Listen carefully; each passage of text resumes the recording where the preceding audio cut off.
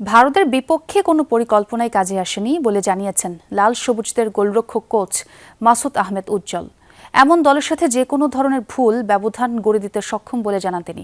তবে নেপালের বিপক্ষে সেমিফাইনালে জয়ের বিষয়ে আশাবাদী উজ্জ্বল। সেক্ষেত্রে সকল ডিপার্টমেন্টে সম্মিলিতভাবে জ্বলে ওঠার তাগিদ তার। দক্ষিণ এশিয়ার নারী ফুটবলে বিগত কয়েক বছর ধরে একক আধিপত্য ধরে রেখেছিল বাংলাদেশ। তবে ভারতে অনুষ্ঠিত এবারের আসরে কিছুটা খেয়ে হারিয়েছে বাটলার শিষ্যরা। স্বাগতিকদের কাছে হারতে হয়েছে ৩-০ গোলে।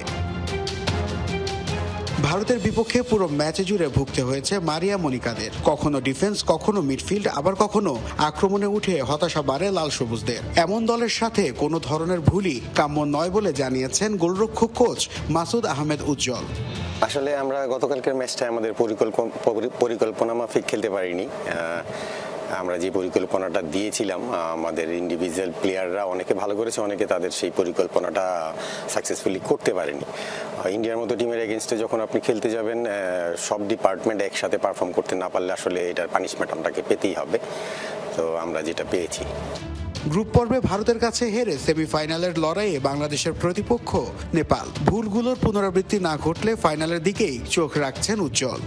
আমরা ইন্ডিভিজুয়াল প্লেয়ারের সাথে কথা বলছি, তাদের আসলে প্রবলেমগুলো বুঝিয়ে দেওয়ার চেষ্টা করছি এবং কিভাবে সলভ করা যায় ওটা নিয়ে কাজ করছি। আশা করি নেপালের ম্যাচে আমাদের মেয়েরা আবার ঘুরে দাঁড়াবে ইনশাল্লাহ।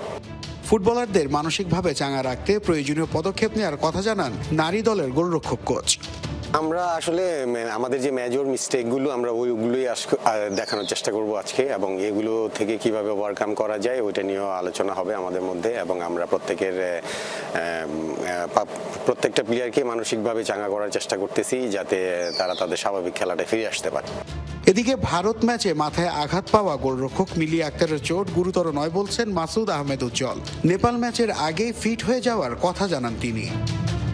সোমবার বাংলাদেশ জাতীয় নারী দলের কোনো ট্রেনিং সেশন ছিল না। টিম হোটেলে রিকভারি সেশনের মাধ্যমে সময় পার করেছেন মনিকা মারিয়ারা। তবে কোচ বাটলারের চিন্তার জায়গার অফ ফর্মে থাকা ফুটবলাররা। তবে সব ছাপিয়ে নেপালের বিপক্ষে ম্যাচে দল ঘুরে দাঁড়াবে এমনটাই প্রত্যাশা সকলের। নাসিফ শুভ, যমুনা স্পোর্টস, ভারত।